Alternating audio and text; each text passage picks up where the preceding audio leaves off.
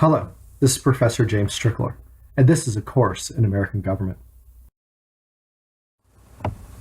This lesson is from Unit 6, about interest groups and political parties. It is Lesson 3, about types of interest groups. In this lesson, you'll learn about economic interest groups, ideological interest groups, foreign policy interest groups, government interest groups, and the overlapping of interests. In previous lessons, we've discussed interest groups and carefully defined them for you. An interest group is an organized group that has some sort of common interest, something that brings them together, that they all care about. And then the thing that makes them interest groups, as they are defined in modern political science, is that they put pressure on government to do things for them. So just having an organized group doesn't make it an interest group. Even if the people in it have some sort of common interest that they're pursuing, doesn't make it an interest group. What makes it an interest group is when it tries to get government to do something for it. Now that we remember what an interest group is, what we're going to do in this lesson is talk about the different types of interest groups. We're going to organize these into 4 general categories. And I've color-coded the blocks on this slide so that we can keep track of which type we're talking about in the slides later in the lesson. So whenever you see slides of a certain color, it's referring to interest groups of that type. Let's begin by talking about economic interest groups. An economic interest group pressures government to do things that will improve the financial situation of the members of that group. I'm going to talk about 3 different types of economic interest groups that will make it pretty clear about the kind of things that economic interest groups do to try to get the government to help them make money. The first type of economic interest group that we want to discuss is businesses. And let's use one particularly prominent example of a business and how it acts as an interest group. And that is General Motors, the giant car company. Now, at first you may wonder how a business is an interest group. Well, let's go through our definition. First of all, is it some sort of formal organization? Absolutely it is. It's a business. Does it have people in it with a common interest? Absolutely. From the workers on the assembly line to the president of the company, to the shareholders in the company, they all want the company to be successful. That's their common interest. And then the last thing is, does this does this group then pressure the government to do something for it? That's what would make it an interest group. Well, absolutely in the case of General Motors. General Motors, like most companies, pressures the government to get to pass regulations that will be helpful to business, to have taxes that the company can afford to pay, things like that. But in the case of General Motors, there's even a more obvious example of how they've pressured government to do things for them. During the financial crisis of 2008, General Motors almost went bankrupt. And the way they avoided that was they convinced the government to give them a huge loan. It's a huge loan that the government only ever partially got back in return. So General Motors survived as a company by getting the government to do a very specific thing for them, and that was loan them a large amount of money. This is the kind of thing that businesses can do that transforms them into interest groups. A second type of economic interest group is a labor union. A particularly prominent example of a labor union is the AFL-CIO, one of the biggest labor unions in the world. Now, what would a labor union do to try to put pressure on government to do something for it? Well, a labor union is an organized group of people with a common interest, in this case, the quality of jobs and pay for the workers in the union. And the thing that they'll do with government to try to help with that situation is perhaps get the government to pass laws that prevents an employer from firing them when they try to organize a union. This is one of the most common things that unions will try to get from governments, is protection. Because there's sort of a natural incentive for the company that the union employees are working for to simply fire union employees as a way to avoid them collectively bargaining. So if they can get a law passed that prevents the company from doing that to them in the first place, then it gives them the opportunity to organize and eventually bargain together to get the increased pay or whatever else it is that they're looking for. So that's how labor unions, just one way, one prominent way, that they put pressure on government to give them things. A third type of economic interest group is professional associations. A prominent example of a professional association is the American Medical Association, commonly known as the AMA. The American Medical Association is the national organization of doctors. Well, fine, we've got doctors who've organized into a group. They have common interests as doctors. Perhaps it's the way that they can provide quality care for patients, or the way they can be successful in their career, or whatever it may be. Now, the question is, what kind of pressure are they putting on government that then causes us to categorize them as an interest group? Well, the AMA, like most professional groups that there are in the world, the main thing they want from government is to limit the number of people that can enter into their profession. Now think about economically why they want to do this. If the AMA can limit the number of doctors that are out there, so there's fewer doctors, then the laws of supply and demand means that those fewer doctors can charge more for their services. So how do they get the government to limit the number of doctors? They get the government to require licensing for doctors. And that licensing may require them to pass exams. It may require them to put a certain amount of time in service. It may require them to get a certain kind of education, like going to medical school, different kinds of training, etc. The more layers of requirements they can put on people entering their profession, the fewer people will actually enter the profession.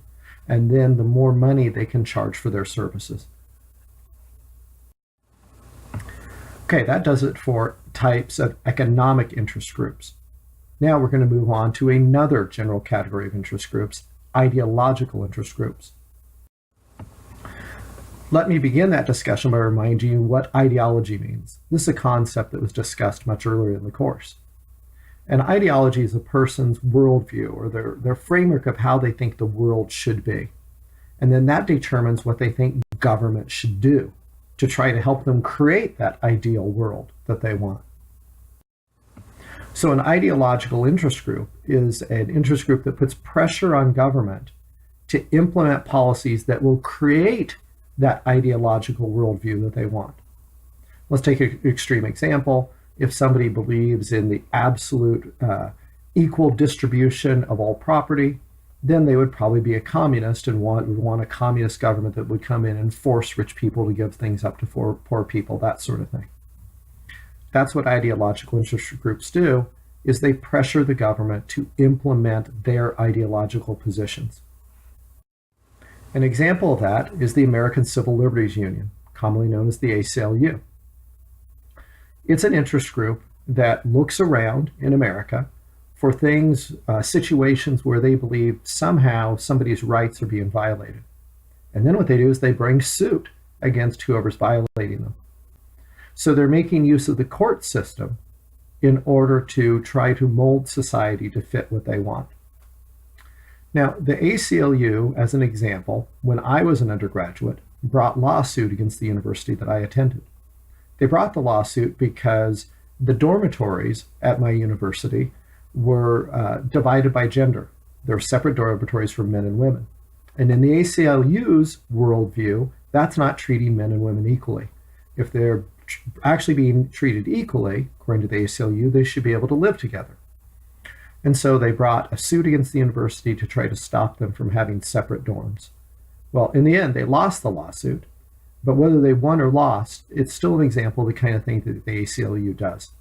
They pressure government, pressure in this case the court system, to try to change things to bring their worldview about.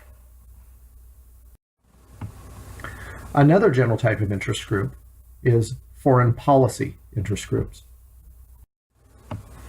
Foreign policy interest groups pressure the government to adopt certain relationships with other countries that reflect the preferences of the members of that group.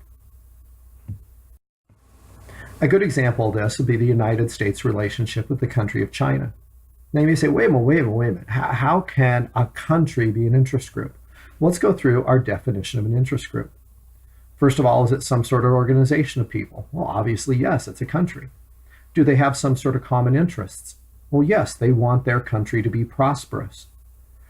Do they put pressure on the government of the United States of America to do things for them? Absolutely. So this, even a country fits the definition of an interest group. In fact, collections of countries could fit the definition of an interest group. Let's say the United Nations, the organization of all the countries around the world. Well, okay, it's an organization. The people in it have common beliefs and goals. The most basic one is world peace. And do they put pressure on the United States to do things for them? Absolutely. They've used the United States of America as a piggy bank, in a sense, for much of their history as the main funder of the UN. They've also called upon American troops to go out into the world and fight battles that the UN thinks are important, to bring peace to conflicts. So they have Americans step in, hopefully as peacemakers, or to save somebody who's being overrun. In a previous lesson, the Korean War was mentioned. The Korean War was officially an action by the United Nations that made use of American troops, as an example. So countries, and even collection of countries, can be interest groups that push America to do certain things. The final category of interest group that I want to discuss is governmental interest groups. Governmental interest groups are governments that then are putting pressure on other governments to do things for them. A good example of this is the city of New Orleans in the aftermath of Hurricane Katrina that devastated the city. New Orleans then relied upon a lot of contributions from the United States government, both in them actually bringing in workers to repair things and then providing just monetary aid to the city. The city of New Orleans asked for the national government to come in and help them. The politicians from New Orleans put pressure on the government of the United States to come help them. That's a very prominent example of one government trying to put pressure on another to do something for them. But it's not the only example. There are entire organizations of government officials, such as there's a National Association of Governors that represent the needs of states, who then put pressure on the national government to adjust its relationships with the states in certain ways. So yes, governments can be interest groups in and of themselves trying to get things from other governments, even within the United States of America. Now, as I've explained these broad categories, something that you may have already thought about is that maybe interest groups can fit into more than one of these categories at a time. I'll give you a specific example of this. The American Medical Association, which we categorized as a professional association, which is a type of economic interest group, has at one point in the recent past called for gun control. In other words, stricter laws about who can and cannot have a gun. Now, when you have the AMA entering into a political issue like that, about gun rights, at that point, are they still acting as an economic interest group? Or have they transitioned to becoming an ideological interest group? Now, I'm not going to answer that for you, but it's just an example to ponder and to realize from that these categories that I've given you are not ironclad, that sometimes interest groups really belong in more than one of them. Now let's review what you learned in this lesson. What do economic interest groups want? Do they want to help the country? Do they want to improve race relations? Do they want to cut government debt? Or do they just want to make more money? They want to make more money. That's what they do. And they pressure government to implement policies that will help them make more money. The A.C.L.U is an example of what kind of interest group? Is it an economic interest group, an ideological interest group, a foreign policy interest group, or a governmental interest group? The A.C.L.U, the American Civil Liberties Union, is an ideological interest group. As I told you, they sue in situations where they think society isn't living up to their ideological ideals. How can a country be an interest group? Is it that it asks for lower U.S. tariffs, perhaps? Or is it that it goes to war with someone? Or is it that it builds highways? Or is it that it outlaws same-sex marriage? The correct answer is for asking for lower U.S. tariffs. Remember, an interest group is an organization that puts pressure on some government to do something for them. So the only one of these potential answers that has a country putting pressure on another government to do something for them is the lowering of tariffs. So that's the correct answer. Which is an example of a governmental interest group? Is it the Environmental Protection Agency regulating pollution? Is it the Internal Revenue Service collecting taxes? Is it Congress acting after a veto by the president? Or is it New Orleans after a hurricane asking for aid? Clearly, the example is New Orleans after a hurricane asking for aid from the government of the United States of America. So you have one government putting pressure on another government to do something for them. That completes this lesson. The next lesson will also be from Unit 6. It'll be Lesson 5, and it'll be about why people join interest groups.